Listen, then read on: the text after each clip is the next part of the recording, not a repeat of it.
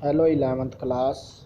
Today we are reading our English first poem textual question answer. Please listen it carefully.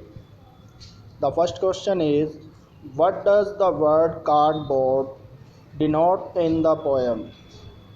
कविता में cardboard शब्द से क्या अभिप्राय है? Why has this word been used? इस शब्द का प्रयोग क्यों किया गया है? The answer is this word denotes a photograph. यह शब्द एक फोटोग्राफ को दर्शाता है. This word has been used to show the sense of past. यह शब्द भूतकाल की भावना को दर्शाता है. Generally we paste past photographs on cardboard for record or for displaying them in the house. आमतौर पर पुराने समय में लोग फ़ोटोओं को गत्ते पर चिपका देते थे ताकि वह सुरक्षित रह सकें और उन्हें घर पर कहीं लटका दिया जाता था. The second question is what has the camera captured? कैमरे ने क्या खींचा? The camera has captured 3 girls on the seashore. कैमरे ने 3 लड़कियों का चित्र खींचा समुद्र किनारे पर. They are standing on the seashore. वे सब समुद्र किनारे खड़ी थी. They are holding one another's hand. उन्होंने एक दूसरे का हाथ पकड़ा हुआ था. They are looking at the camera. वह कैमरे की ओर देख रही थी. Their hair are ruffled. उनके बाल उलझे हुए थे. The third question is what has not changed over the years? वर्षों के बाद भी क्या नहीं बदला? Does this suggest something to you? क्या यह आपको कुछ सुझाता है? The sea has not changed over the years. कई वर्षों तक सागर नहीं बदला. This suggests that man's life is transient. यह हमें सुझाव देता है कि मनुष्य का जीवन पल भर का है.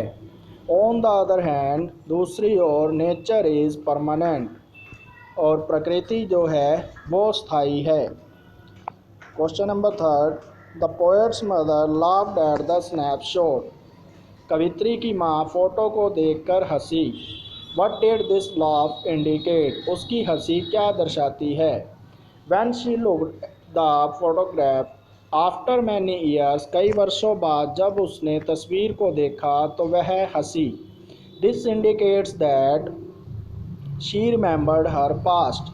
इससे यह पता चलता है कि उसे अपना बीता हुआ समय याद आ गया. The memory of that C holiday become alive in her mind. उसके मन में पुराने दिनों में बिताई गई छुट्टियों के चित्र याद आ गए. The question number 5, what is the meaning of the line both very with the लेबर्ड cause of loss? इस पंक्ति का अर्थ हम दोनों ही नुकसान को आसानी से भुलाने की मेहनत से कुछ विडंबना की स्थिति में है. इसका क्या मतलब है? The answer is both the women have suffered loss in life. दोनों औरतों ने अपने जीवन में कष्ट सहे. The poet's mother suffered the loss of her cousins.